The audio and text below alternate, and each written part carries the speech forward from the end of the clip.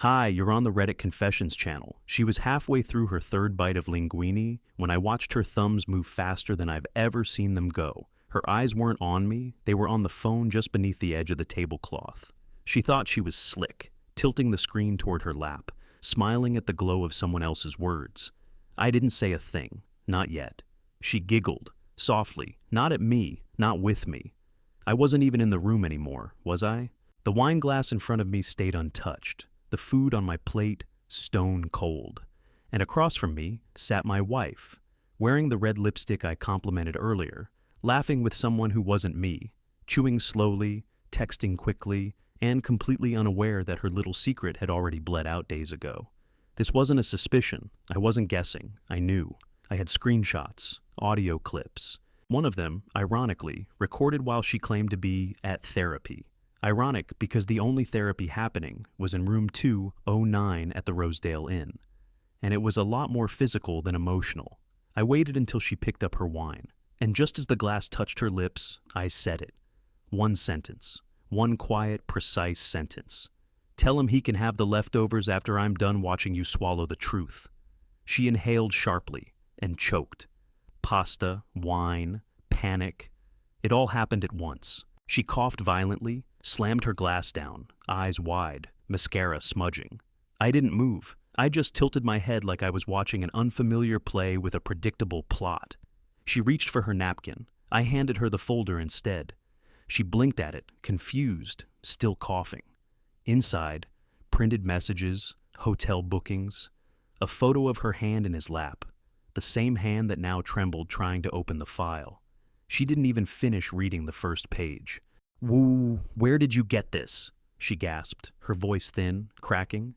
I didn't answer. Because you don't answer rhetorical questions from people who are only sorry they got caught. And that, dear viewer, was just the appetizer. She didn't speak, just stared at the folder like it might grow teeth and bite her. Her fingers hovered above the papers, trembling, not out of guilt, but calculation. I could see the gears in her head spinning faster than her excuses. That's the thing about liars. They don't panic because they're caught. They panic because they can't control the story anymore. She finally reached out and flipped to the second page, and that's when her face drained of every drop of color. The second page was a calendar, her calendar. Except I'd marked every night she'd lied to me in red. Tuesday, late meeting. Thursday, spa with Liz. Sunday, wine night. The lies weren't even creative, just lazy. She opened her mouth to say something, but I held up one finger. "Think carefully," I said, "because whatever you say next, that's who you'll be to me for the rest of your life." Her jaw clenched. Her eyes darted toward her phone, still half hidden beneath the napkin. I reached across the table and pulled it away before she could touch it. She didn't fight me. She just looked down at her plate, like if she stared hard enough, the truth would disappear under the pasta. "You went to a dentist 4 times in 1 week," I continued, tapping the phone's screen. "And according to your texts, that dentist likes to call you his morning anesthesia." She flinched. There it was, the wince. The kind of involuntary twitch that comes from recognition. I didn't need her to admit it. I already had everything. But watching her face crumble in real time, that was new. That was real. And then, just as quickly, she switched. Like a storm flipping directions, she went from stunned to furious. "So you went through my stuff? That's what this is? You spying on me?" I laughed. I actually laughed. Because it was so textbook, it almost bored me. "No," I said. "I didn't go through your stuff. I walked into our iCloud account, the one we share. You left the window open. He left the door open. All I did was walk through." She shoved her chair back suddenly, the leg scraping the tile with an ugly screech. I didn't stop her. She stood there, shaking, looking at me like she was the one betrayed, but I wasn't finished yet. "Where are you going?" I asked. "I need air," she snapped. "Take your time," I said. "He'll need it too." I sent him a copy. It took her 11 minutes to come back inside. I counted. Not out of pettiness, but because I wanted to know how long it would take her to manufacture her next face. And sure enough, when the door opened, she didn't walk in, broken or embarrassed. She walked in calm, too calm. She adjusted her hair in the hallway mirror, fixed her lipstick with one swipe, and gave me a practiced look that belonged on a perfume commercial, not at the scene of a crumbling marriage. I didn't move. I just sat there at the table, one elbow resting on the edge, watching her compose herself like a student preparing to defend a thesis they didn't write. "Curtis," she said, her voice smooth like melted sugar, "can we talk without the drama now?" That line, that line. Like I was the one who'd thrown the match into the gasoline. I nodded slowly, motioning to the chair she'd previously abandoned. She sat across from me like we were strangers meeting for mediation, like years of history could be summarized in one civil exchange. "It's not what it looks like," she began, and that's when I stood up. I didn't shout, didn't curse. I just walked to the living room and picked up the small speaker she'd forgotten was connected to her phone's Bluetooth. I pressed play. The room filled with his voice, low, smug, whispering things to her I couldn't unhear even if I wanted to. It was from a voice note she'd sent him the night she claimed to be visiting her sister. You could hear them both laughing, the rustle of sheets, her voice calling him something that made my stomach twist. She lunged for the speaker, but I held it higher. "Still not what it looks like?" I asked. Her expression cracked for the first time. Not entirely, just a fracture. Like she realized for a moment that the theater curtains had fallen and the audience had seen everything. She turned away, muttering something under her breath. "Say it louder," I said, stepping forward. "If you're going to lie, at least have the decency to lie clearly." She spun around, eyes full of frustration and fire. "Fine! Yes, I screwed up. But you were boring, Curtis. You've been boring for years." There it was, the truth behind the affair. Not love, not passion, not even confusion. Just boredom. Just emptiness with a cruel edge. I didn't speak.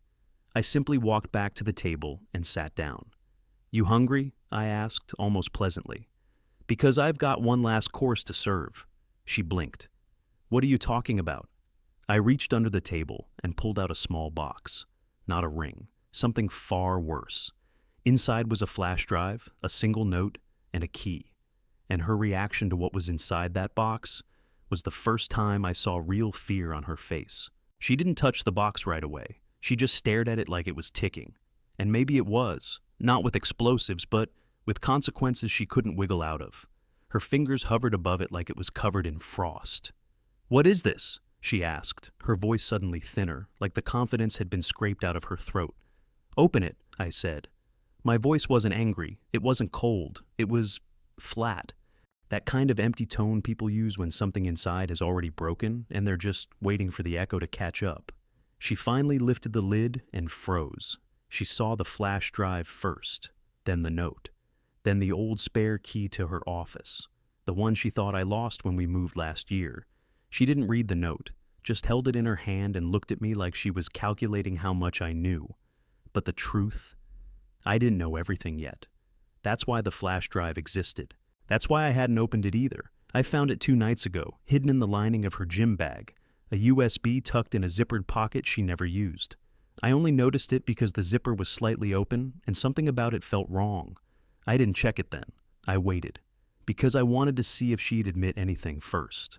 She didn't. So now I had her lies, her fake apologies, and her secrets in the palm of my hand. She tried to play it cool. "You found a flash drive. Congrats. Probably full of old work files." "I'm sure," I replied. "Then you won't mind watching with me." That's when she broke eye contact. Not subtly, violently. She pushed her chair back again, stood up too fast, like the room had caught fire. "I'm not doing this. This is turning into some weird investigation."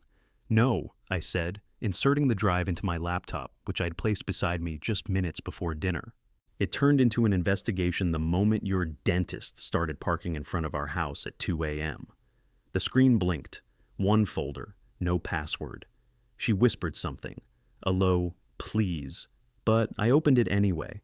And what I saw didn't just catch her off guard. It hit me too. It wasn't pictures of him. It wasn't recordings or texts. It was her, talking, alone, looking into her webcam, video logs, each one titled with a date and time. Dozens of them, some from a year ago, some from just last week. I clicked the most recent one. There she was, sitting on the edge of our bed, wiping her face, whispering, "He'll never forgive me if he finds out what I did." And I don't even blame him. Then she said something else, something that didn't match anything I had suspected before. "I only did it because of what I found in his drawer." The screen went black. I didn't breathe, and for the first time since this whole thing started, I wasn't sure who the villain really was. I didn't sleep that night. I didn't speak.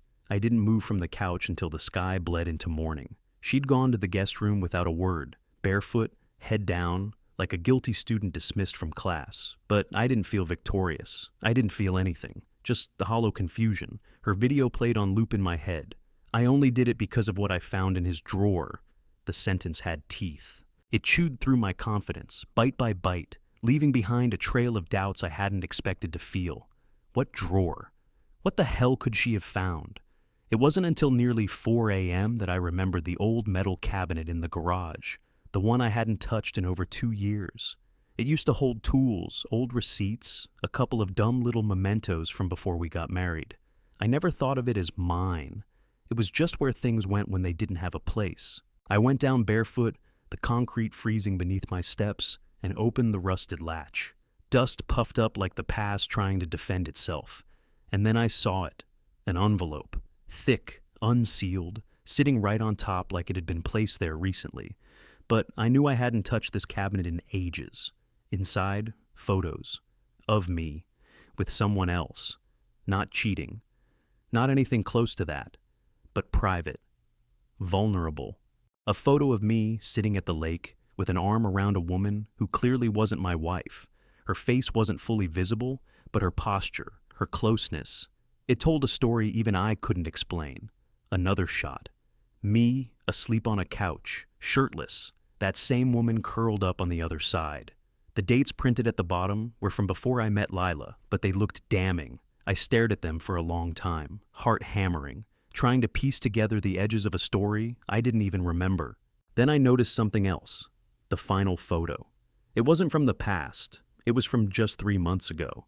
Me walking into a hotel lobby, holding a gift bag, alone. The angle was low, like it had been taken from a parked car. That's when it hit me.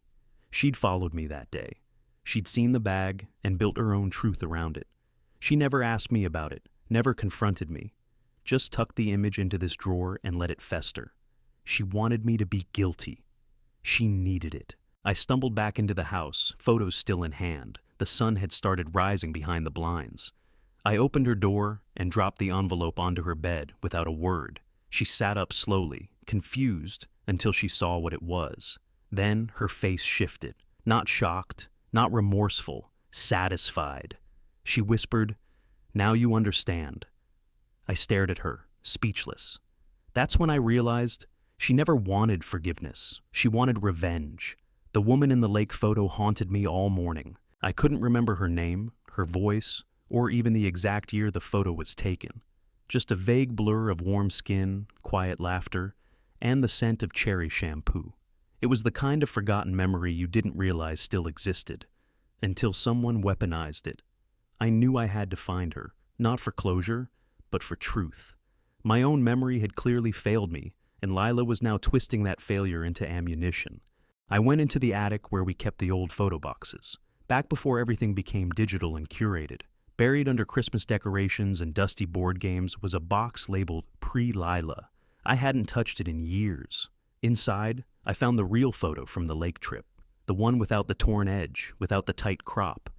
And there she was, the mystery woman, her face clearly visible now. Her eyes, familiar, too familiar. I sat back, confused. Something didn't feel right. I kept digging through the box until I found an old birthday card signed Love Bree. That was it. Her name. Bree. A name I hadn't heard in nearly a decade. Here's the thing. Bree wasn't some ex-girlfriend I cheated with. She was my cousin's ex-fiancée. We were never together. She stayed with us for a week after the breakup, and I took her to the lake because she needed space. Nothing happened. No kissing, no touching, nothing even remotely intimate. But from the photos, from Lila's perspective, it looked like an emotional affair frozen in time. I could see how someone who wanted to believe the worst could spin it into something it wasn't. But then came the real twist. In one of the older prints, I spotted something I hadn't noticed before. The reflection of someone in the background, on a porch, holding a camera. A woman, slim, sunglasses. And when I squinted closer, my chest went cold. It was Lila. Lila had been there, at the lake, years before I ever knew her. I grabbed my phone, heart racing, and scrolled through old contacts. Bree's number still worked. I called her, half expecting it to go to voicemail. But she answered, her voice sleepy, confused. I told her everything. The photos, the confrontation, the flash drive, the drawer, and her first words. She showed up that weekend. I thought she was your friend. She said you invited her. I didn't. I never had. I didn't even know she existed back then. And that's when it clicked. Lila had known me long before I ever knew her. I stood in the kitchen, staring at the phone in my hand, long after Bree hung up. The call only lasted 6 minutes, but it shook the foundation of everything I thought I understood about my marriage. If Lila had been there, at that lake house, before we ever officially met, if she had already known who I was back then nothing about our story had been accidental. Not the night we bumped into each other at that rooftop bar. Not the coffee she accidentally spilled on my shirt. Not the book she claimed to love, the one I always carried on business trips, which somehow ended up being her favorite too. That wasn't chemistry, that was planning. My skin crawled at the realization. I wasn't just betrayed by a cheating wife. I was a project, a target. I stormed into the bedroom. She was sitting on the edge of the mattress, still holding the envelope of photos, now crumpled and stained with sweat from her palms. She looked up, startled, but not scared. If anything, her face had a strange calmness, like she'd been expecting this moment. I didn't yell. I didn't accuse. I just asked one question. Why were you at the lake house? She blinked slowly, deliberately, as if selecting a response from a shelf of prepared answers. But this time, she didn't use one. Instead, she said, "So, you finally figured it out." That sentence broke something in me. It wasn't just confirmation. It was ownership. She'd orchestrated everything. I felt like my entire adult life had been wrapped in cellophane, a version of reality she created and let me live in. "I was there because I wanted to see if you were who I thought you were," she said flatly. "And you were." My hands clenched, nails digging into my palms. "So you just inserted yourself into my life?" I asked, stunned. "Why? For what? What did I ever do to you?" She laughed, not loudly, just bitterly. "You don't remember, do you? Of course not. You forget people. You forget choices." She stood up, walked to the closet, and pulled out an old shoebox. I hadn't seen it in years. Inside was a small notebook, the kind I used to carry in college when I wrote music for fun. She tossed it at me. "Page 14, she said. I opened it, confused, and stared at the name scribbled there. L. Moran. Too intense. A girl I went on one date with. Once. I never called her again. No explanation, no closure. I had forgotten her completely. Until now." She stepped forward, her voice calm but razor sharp. "You ghosted me. Lied to my face. Told me I was too much. So I made sure I became everything you thought you wanted. And then I waited for you to fall asleep." The air felt like it had been sucked from the room. My ears rang. I didn't know whether to be terrified, disgusted, or impressed, because the woman I married didn't just cheat on me. She built our entire life on a dare. The next morning, the house was silent in a way it had never been before. Not peaceful, not sad, just hollow, like the echo of something that had already died long before I realized it. Lila was still asleep, or pretending to be. I didn't care anymore. I had stayed up all night replaying her words, reading my old notebook, reliving the choices I forgot I made. One bad date, one careless sentence. That's all it took to set off a decade-long spiral I never saw coming. But here's the thing. Revenge built on obsession will always collapse under the weight of its own delusion, and I was done carrying it. While she slept, I packed, not in anger, not in haste, just closure.